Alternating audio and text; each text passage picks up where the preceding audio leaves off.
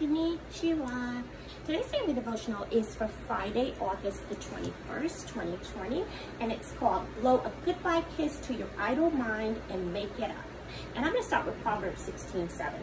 When a man's ways please the Lord, he makes even his enemies to be at peace with him. Okay.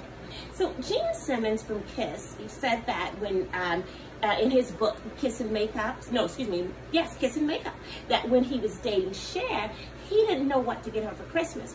So Cher told him to go to her best friend at the time, which was Diana Ross, to get an idea of what to get her. Okay, all right. So he said while he was at the boss's home, that she served him some coffee with a slice of a homemade chocolate cake, and it was so delicious that he wanted another slice, a second dose, and so she gave him another slice. Well, I have to tell you, he never got Cher's Christmas gift because he ended up, getting into a relationship with Diana instead and staying with her for 2 years. Well, okay. So Cher, she stayed friends with both of them though, because, then started dating other men that didn't wear makeup and ones that were younger than her. Okay, he must have done something to her mind. She's like, I'm done with these older guys or whatever. All right, so because she is a confident gypsy woman that knows how to keep it moving and knew that God had somebody else special waiting for her. That's how you got to be, ladies, okay? And she didn't consider either of them to be tramps or thieves, okay? No. When I saw her perform last year at MSG, Madison Square Garden, when she was 73, but she looked to be 33 and moves like she's Britney. Boom, okay? And she still believes in life after love and appears to be extremely happy. Okay, Elmo, enough. Let's move on. There's a picture of Diana and Gene when they were running from the paparazzi back then. And then that's the other one. Take a screenshot where you can read what he said from his book, Kiss and Makeup. And then this is the cover of Kiss and Makeup. Creepy. Where'd it go? There it is. Elmo, enough. Let's move on for real. Okay? That brings me to Hebrews 12:1-2. Therefore, since we are surrounded by so great a cloud of witnesses, let us also lay aside every weight and sin which clings so closely, and let us run with endurance the race that is set before us, looking to Jesus, the founder and perfecter of our faith, who for the joy that was set before him endured the cross, despising the shame, and is seated at the right hand of the throne of God. You may consider Diana to be dirty, but not me. I love her like MJ, and she has been my idol from the day I was 5 while sitting in my family's living room in California, plopped right in front of the TV and saw her perform Reach Out and Touch Somebody's Hand, unquote, okay? And I was, she was standing there in a sparkly red dress on her very own television show.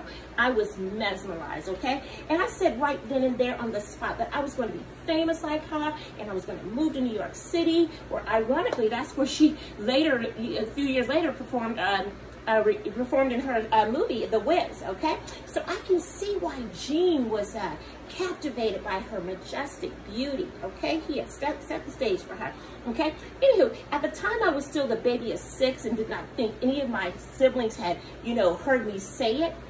But on the very same day that I moved to New York City a little over 20 years ago, my sister Michelle said to me she remembered when I said way back then that I was going to do it. And I was just really stunned when she knew it.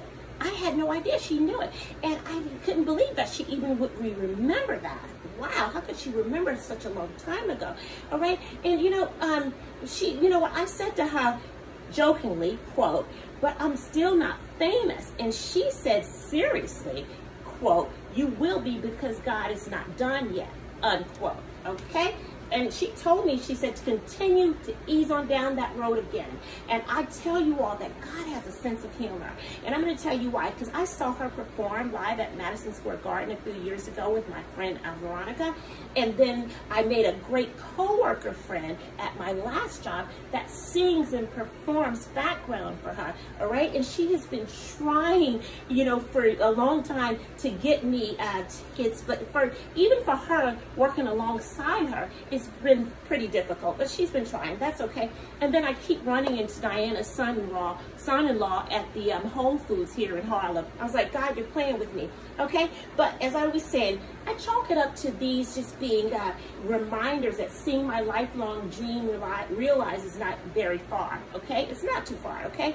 And it doesn't matter if I ever meet her, as long as I hitch my wagon to her, because she is a mega superstar, okay? You got to do that, okay? And I don't know what spotlight or stage that God has set for me, but I know Jesus walks ahead of me, all right? And I will continue to follow in his footsteps, no matter what color the road is, because it was for my salvation that he wept, okay? Can I get a witness, guys? Come on, I know I got one out there. All right, I'm blowing kisses to all my friends that want to share this path along the way and ease on down the road, so come on and join me. Boom. Power thought. Don't leave your mind stuck on a road filled with dust. Hitch your wagon to a star if you want to go far. Love you guys and have a fashionable Friday.